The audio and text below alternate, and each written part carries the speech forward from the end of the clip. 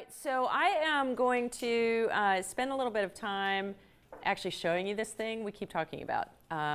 So our goal for today was to really try to present you with as much information and actually tools that you can take away that are general to a measurement feedback system.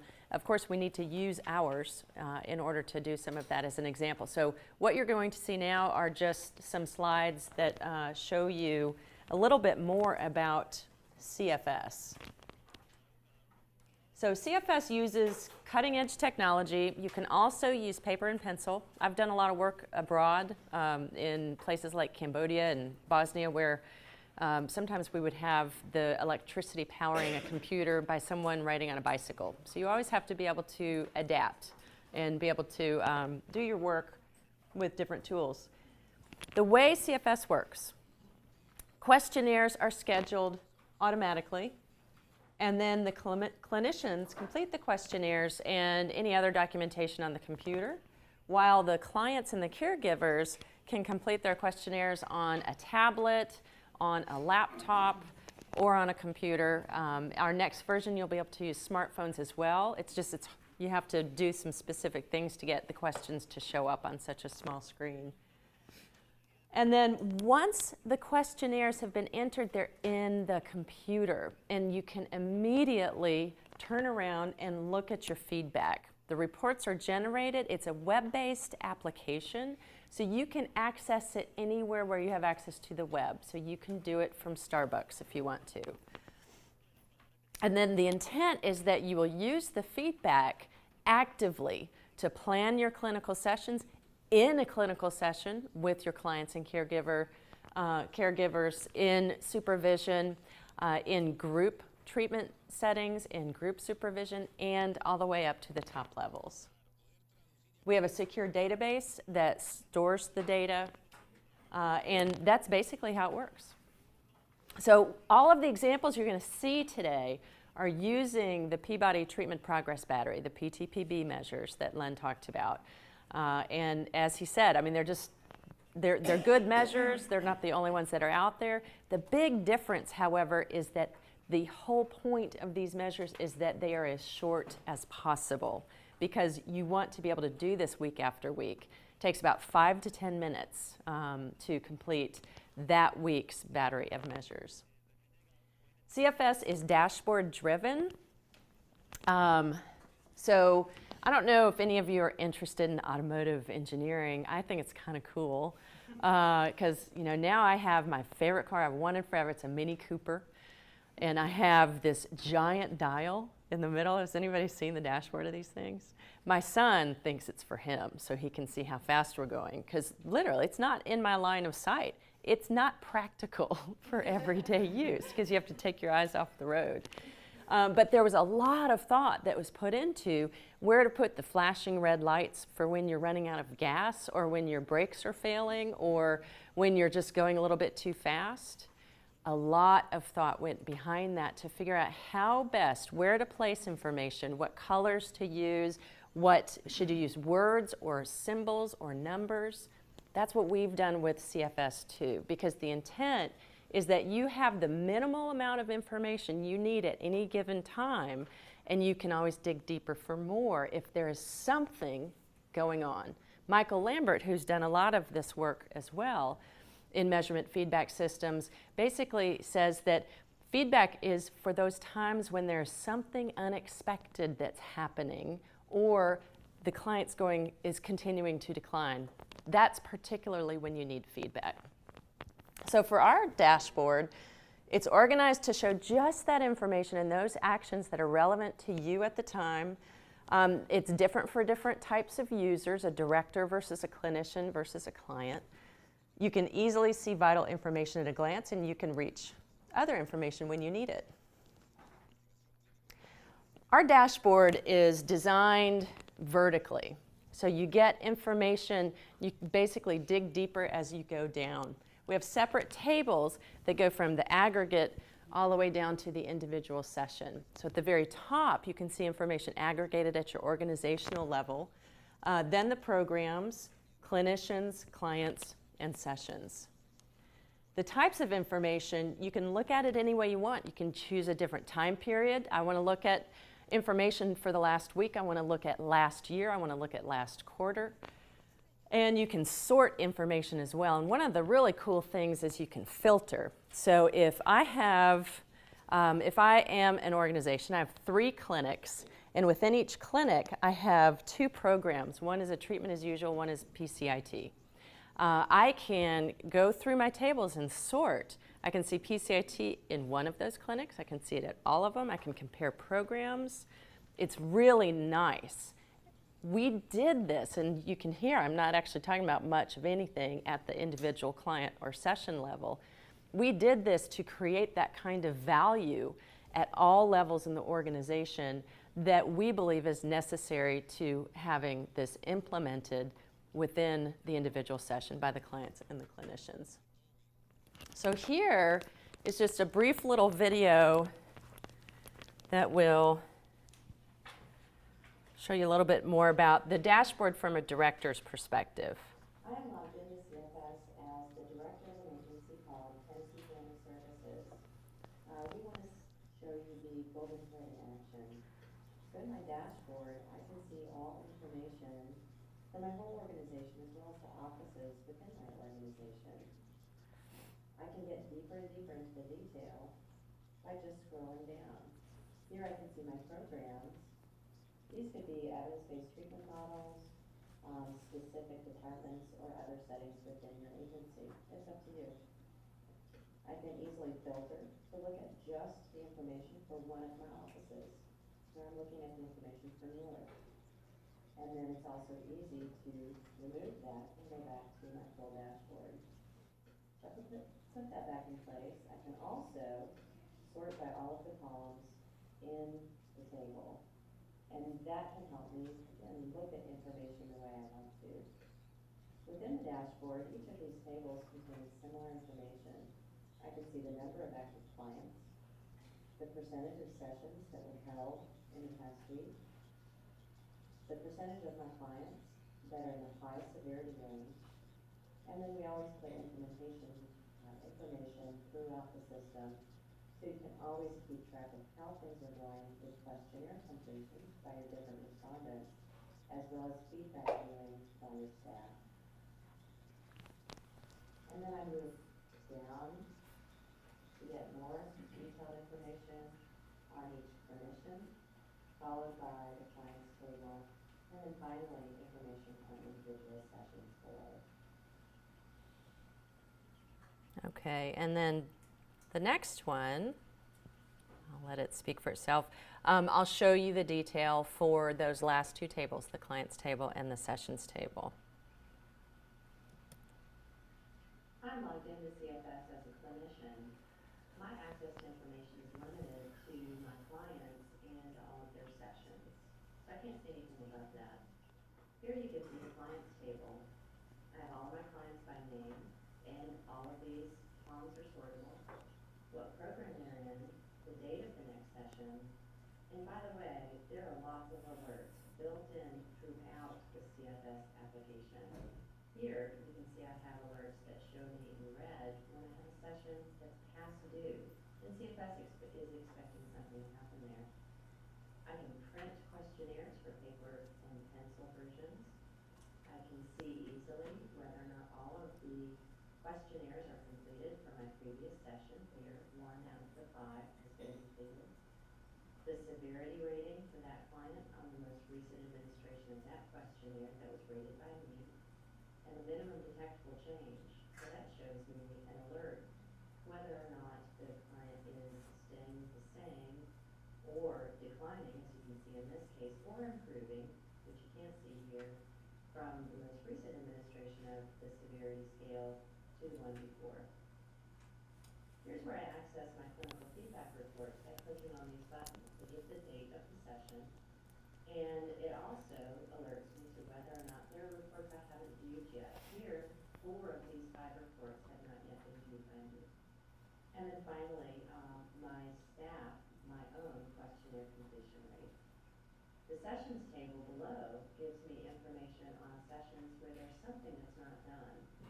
Lists all of those sessions, but I selected for a specific client. That pulls down what we call a client line that shows some additional information for that client. And then as I scroll down, I can see the sessions for Seth Henley where there is something left for me to do. The SRF is a pretty neat feature. This is our session report form, which is akin to any type of progress note.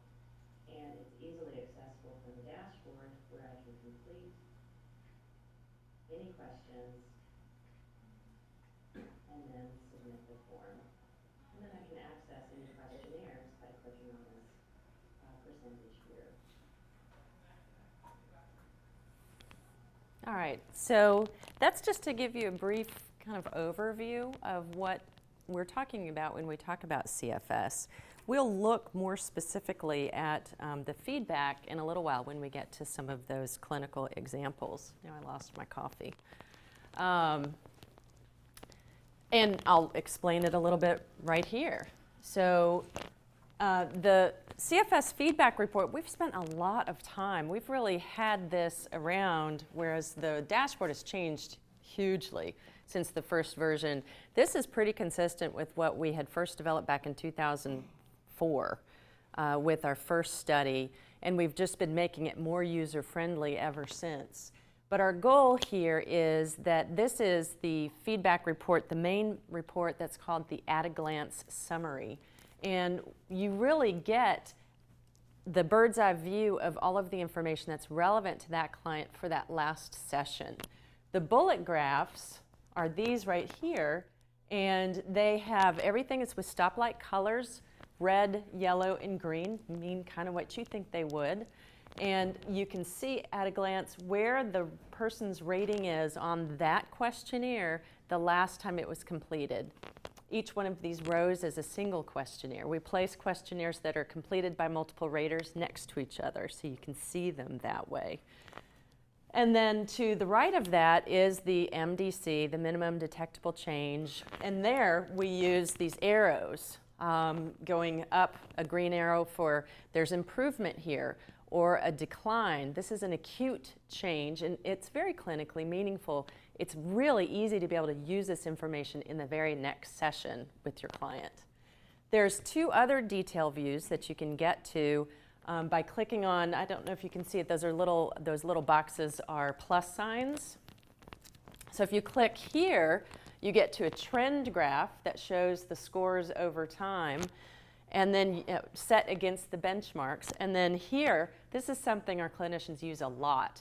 That gives you the item history. So you get down to the item level right away, and you can see which items are considered alerts. An item alert is any item where the person's rating of that item is in the top 25th percentile in the negative range. So compared to other youth or caregivers or clinicians of youth who have these types of problems, this was a significant score on that item, and really can be something that you can bring back as a challenging question or something to talk about.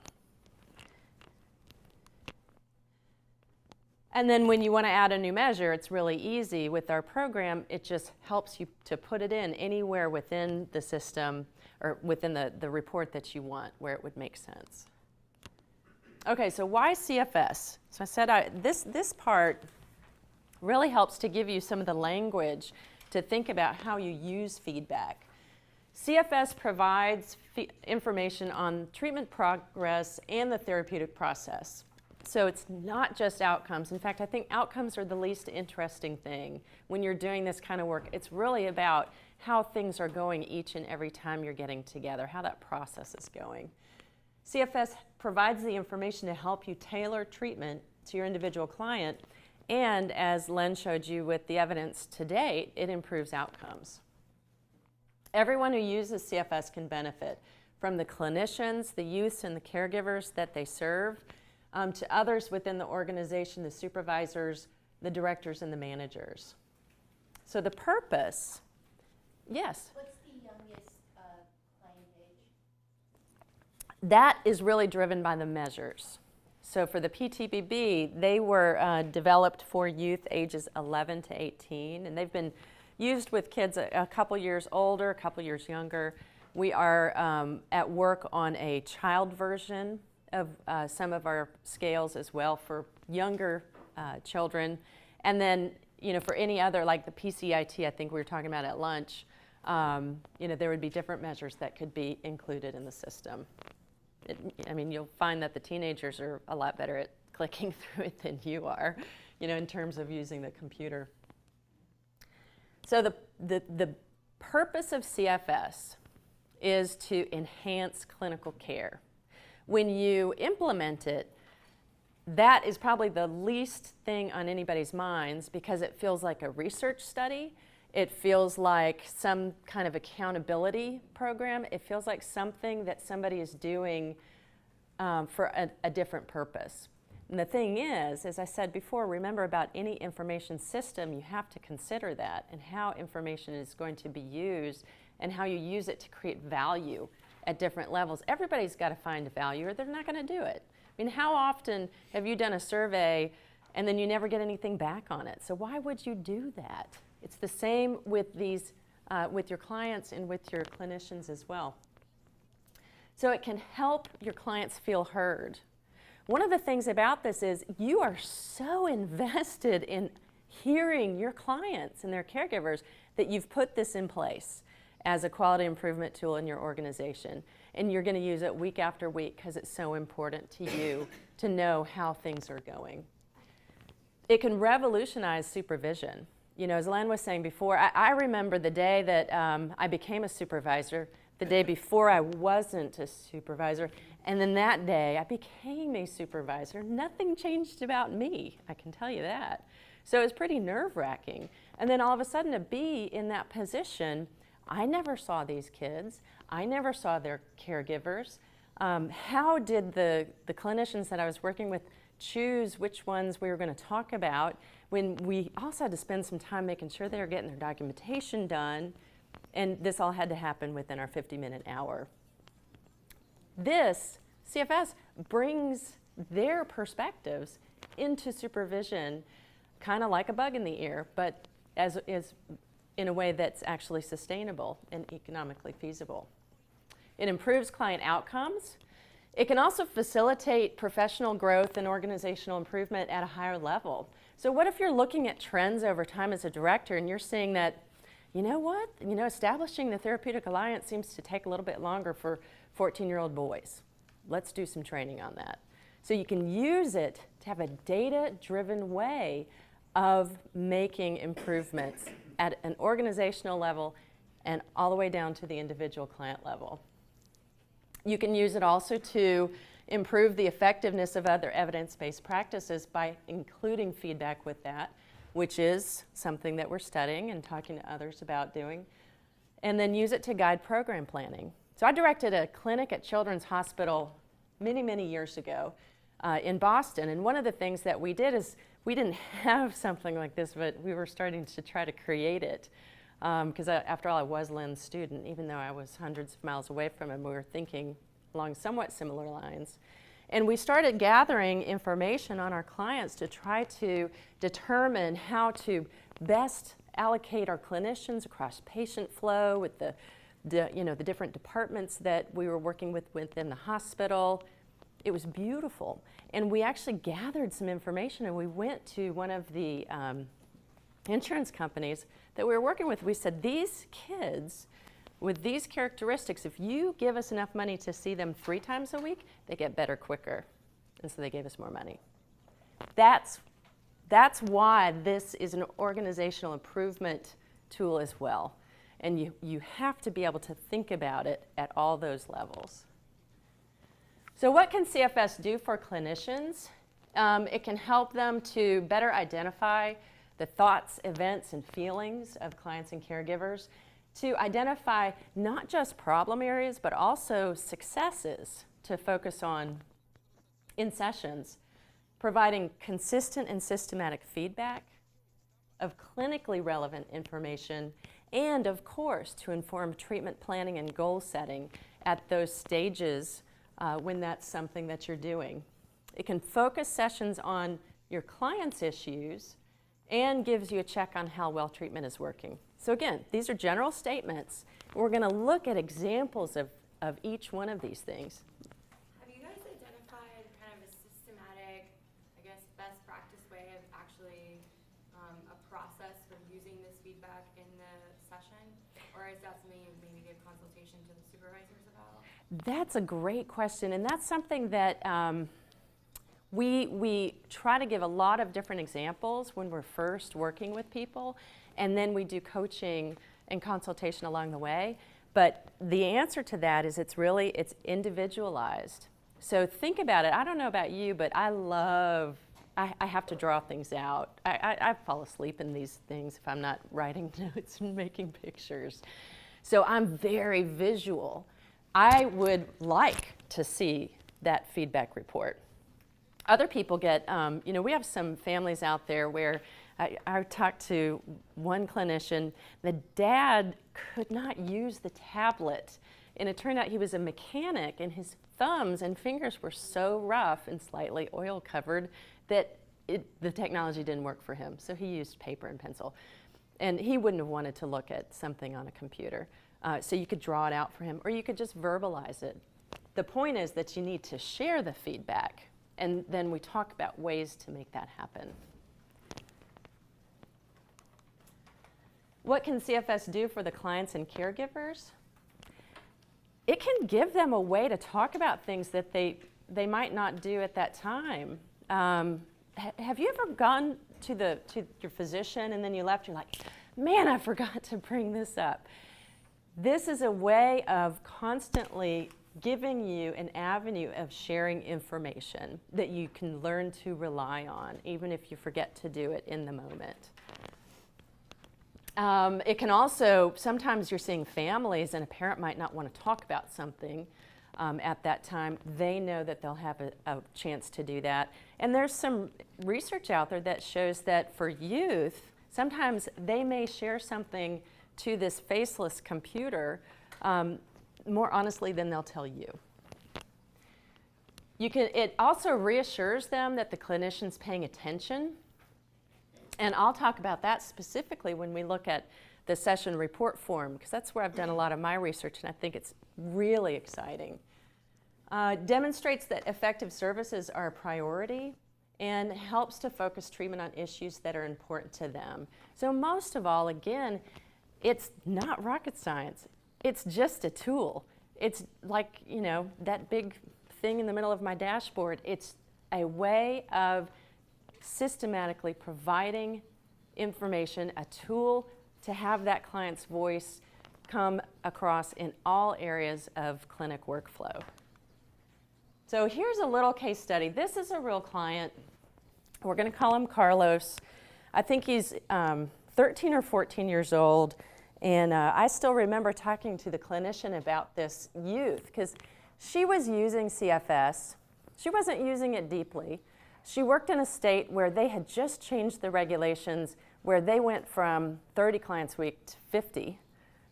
She couldn't keep up with anything. She wasn't eating lunch anymore. She wasn't taking time for anything.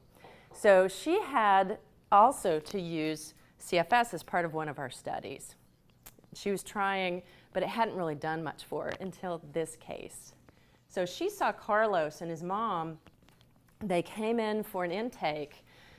They had just moved to the United States from a Spanish-speaking country. And mom, didn't have as much English as Carlos. This was an English-speaking therapist. So mom was able to kind of share with her, there's something going on. He's not doing well, but she didn't get a lot more detail than that. Carlos wasn't talking. He didn't know this person.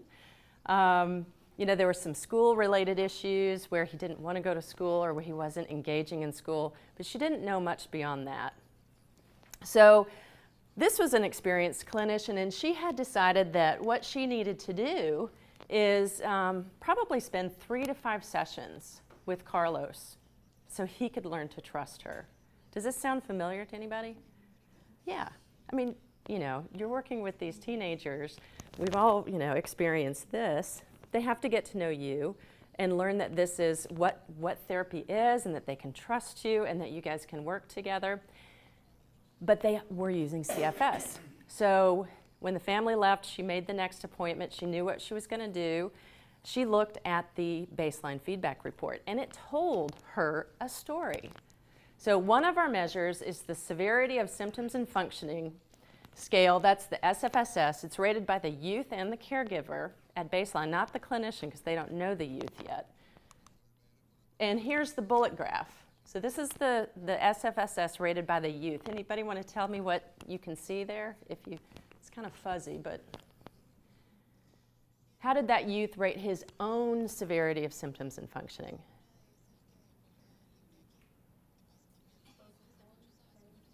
Mm-hmm.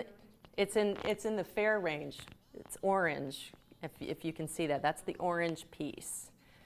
So what you know about the SFSS, or will now that I'm going to tell you, is that this is one of our scales. It was developed, it's reliable and valid. We developed it with a psychometric sample of other youth who have problems like this. So he's in the middle range, not compared to kids at the local high school, but to other youth who would be in psychotherapy like this. So there's clearly something going on, and he's saying that. So she clicked on that button so she could get the item history. This is just a little subset of items from that scale. And I can tell you that higher scores, it goes from 1 to 5, higher scores mean more severe. So now what do you see? What is going on with Carlos? What is that? Self-esteem, issues and self-esteem. Issues with self-esteem and anxiety. And maybe some depression. Yeah, and this is just the internalizing items. I didn't put the externalizing ones here. These are the ones, he's a 5 and a 4 on so much of this. And you can see that they're colored in gray. That means those are item alerts. The only one that is not an item alert here is that the youth cries easily. So he is elevated on a lot of internalizing type symptoms. She had this information that he shared in this way. So the next session, session number 2, he comes in and she's able to say, you know what, that was so helpful to me, those questionnaires you filled out. I looked at the feedback report and it really helped me to gain some understanding on what's going on with you, Carlos. Can you tell me a little bit more? And he said, I go to school, I can't even have lunch because I'm so anxious about these kids that are around me. I don't know anybody, I'm uncomfortable, I don't want to go. And so in the second session, she had the information she needed, and they collaborated on a treatment plan for social anxiety. 3 months later, he was doing great, and he was discharged. So this is a hypothesis, but one of my hypotheses in terms of establishing the therapeutic alliance, remember, I don't know if anybody knows the definition of it, it's agreement on tasks and goals as well as the relationship itself. By using this information, by using the client's voice actively as part of treatment, I would surmise helps to develop that therapeutic relationship immediately, very quickly. So what can it do for clinical supervisors? You get that picture, and you get to use that. You have your dashboard. You can look at feedback reports. You can help determine who you're going to talk about. You can identify things that are going on and use that in supervision. Just a quick question about the item alerts. How are the items determined whether or not it's an alert? Is that based on the normative data, so it's above a certain percent? Yes, so in our psychometric study, we also looked at each individual item, and those we were able to identify just the score range for the top 25th percentile. Those are the ones that are considered as item alerts.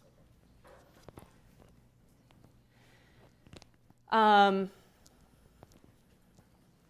have another case that I could talk about here, but I'm not going to because we're going to run out of time. So supervising with CFS is based on data.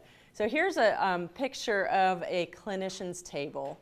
And here you've got me with my name I just changed in September, Susan Kelly. We've got Ted Williams. I lived in Boston for a while. I really like baseball. Alan Alda and Tina Fey. Celebrity client. Yeah, so celebrity clinicians. They're clinicians, yeah. So the same columns, I've already told you what these columns mean. I know the number of active clients. I know how many sessions, what percentage of sessions were held. And that's just data that's inputted into CFS. It's kind of helpful because that's a clinical marker as well as an implementation marker. And then the percent of clients in the high severity range. That's what this means. So you can see there's a lot of difference in between my clinicians so far. And then the fidelity is about questionnaire completion rates and about viewing of feedback. So if I were going to look at this and try to decide who should I assign a new case to, talk it out. What's one of the pieces of data that you could use here to help you determine which of my clinicians should get a new case?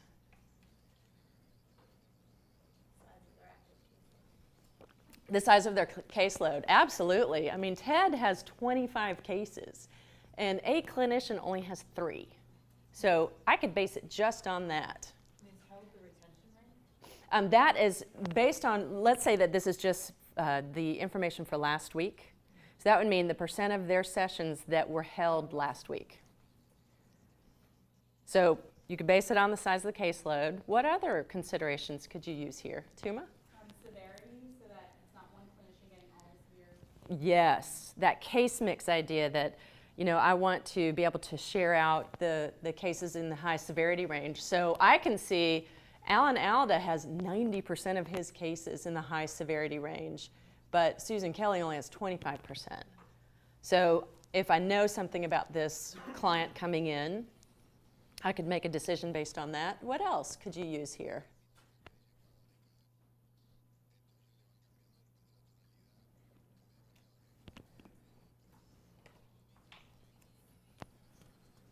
Depends on if new cases are a reward or a punishment.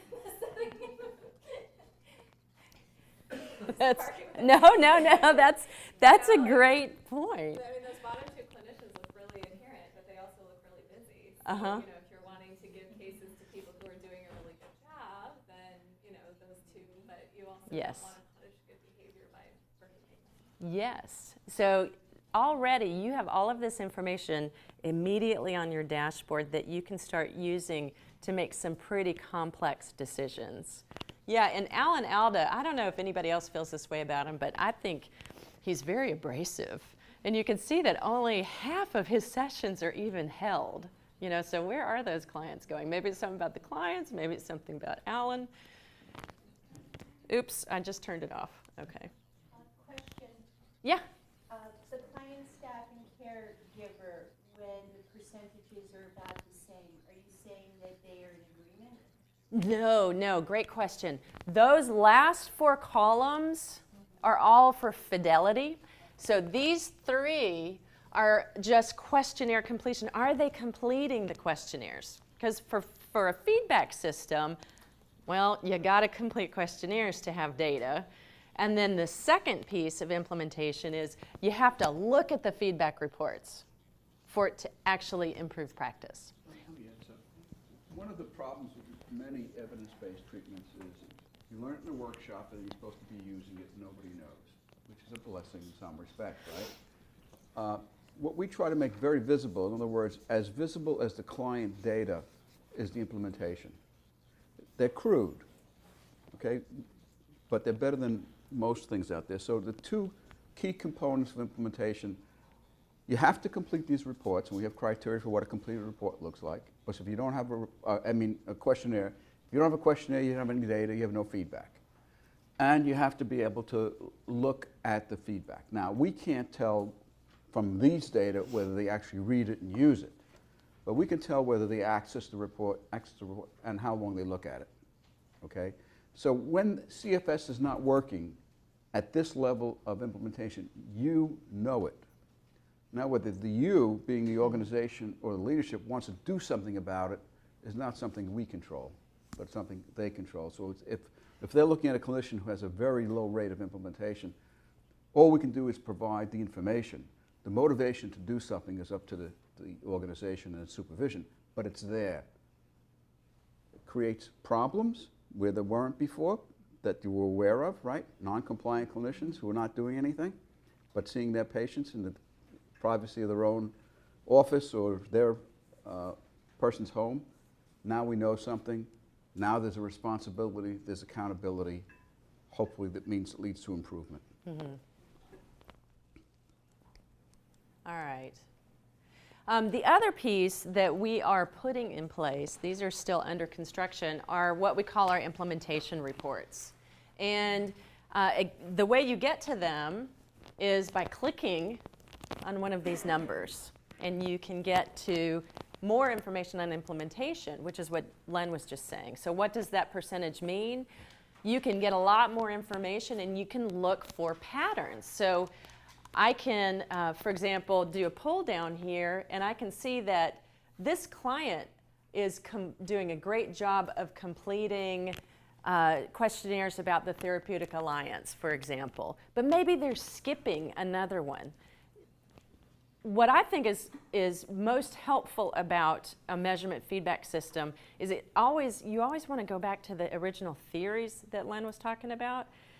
The attribution theory, the cognitive dissonance, those are actually the implementation issues that we deal with. And we're constantly trying to find ways to help unearth those biases that we all have when we're looking at information. So here, maybe implementation is poor because something about the clinician is not valuing CFS, not asking him to do it. That's one thing. But it's also possible that the client is skipping questions or questionnaires that make them uncomfortable. That becomes a clinical issue. Does that make sense? That's really important to recognize, is that implementation is not just compliance. It's a clinical issue as well. So what can CFS do for an agency? We've been talking about this all along. Show your funders that quality of services is really important to you. It gives you a way of owning your own information, and it gives you a lot of power to be able to go out and say how things are working, what you need to make things work better. And I had referred to this in one of those videos because these slides used to be in a different order, but there's something that one of the things that we do often when we go out into mental health organizations in the real world and talk about CFS and have them start using it is part of what happens is we do a workflow analysis. And documentation is a huge part of the workflow in any clinic. What do you know about your documentation? One, that sometimes you're up until midnight completing it, but how much of it do you do because it's required, and how much of it do you do because it's just the standard way of doing things? That's a really long question and big issue that we deal with, because adding this on, if you're just going to add CFS onto everything else you do, it's pretty burdensome. So part of what we try to do is help you find ways to use this to complement and decrease some of the other forms of documentation. There's this idea that is a behavioral health organizational consultant named David Lloyd who's out there, and he talks about the golden thread of carrying that clinical information throughout your documentation that you use. What we think happens is that with an MFS like CFS, it takes the golden thread and makes it a part of all pieces of your client and clinical workflow. So you can always have access at any moment to information to help you with decision making at all levels. So personally, I think that it's yesterday's news to think in terms of capturing data, a data repository, because there's already a lag in your ability to even ask those data a question. You need to have real-time access to real-time data to make real-time decisions. For data-informed decision-making to actually affect your behavior, it has to be very different.